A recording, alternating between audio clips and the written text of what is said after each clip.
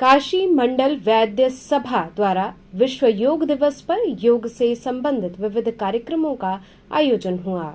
विश्व योग दिवस पर जैतपुरा स्थित नागकुआं, जिसे पतंजलि कूप के नाम से भी जाना जाता है, वहीं पर वैद्य सभा द्वारा योग से संबंधित विविध कार्यक्रम, जिसमें योगासन, प्राणायाम की विभिन्न क्रियाओं का प्रदर्शन योग व प्राकृतिक चिकित्सा विशेषज्ञ राजेश कुमार मौर्य द्वारा किया गया।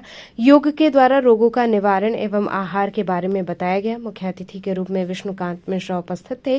कार्यक्रम की अध्यक्षता वैद्य सुभाष ने की। इस कार्यक्रम में नंदकिशोर सिंह, अजय जायसवाल, BR यादव, आचार्य कुंदन पांडे को अंगवस्त्रम प्रदान कर सम्मानित किया गया।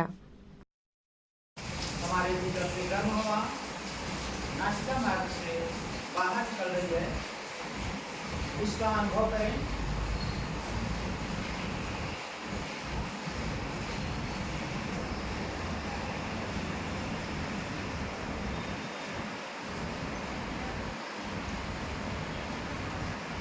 विश्व योग दिवस प्रतिवर्ष महर्षि पातंजलि के यह तपस्थली वाराणसी के नागकुआं परिसर में स्थित है, जिसे पातंजलि कूप के रूप में भी जाना जाता है। ऐसा उत्तर प्रदेश सरकार के सन 1971 में प्रकाशित सूचना और प्रसारण मंत्रालय भारत सरकार के पत्रिका में उल्लेखित और प्रमाणित है।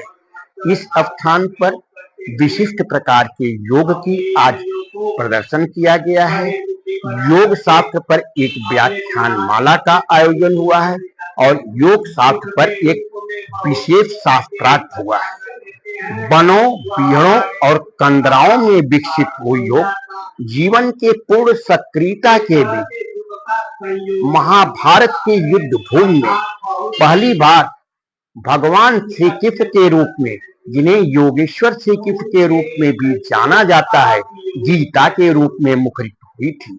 बाद के दिनों में महर्षि पातंजलि ने इसे सुव्यवस्थित स्वरूप दिया, जो 8 सोपानों में विभक्त है: यम, नियम, आसन, प्राणायाम, प्रत्याहार, धारणा, ध्यान और समाधि।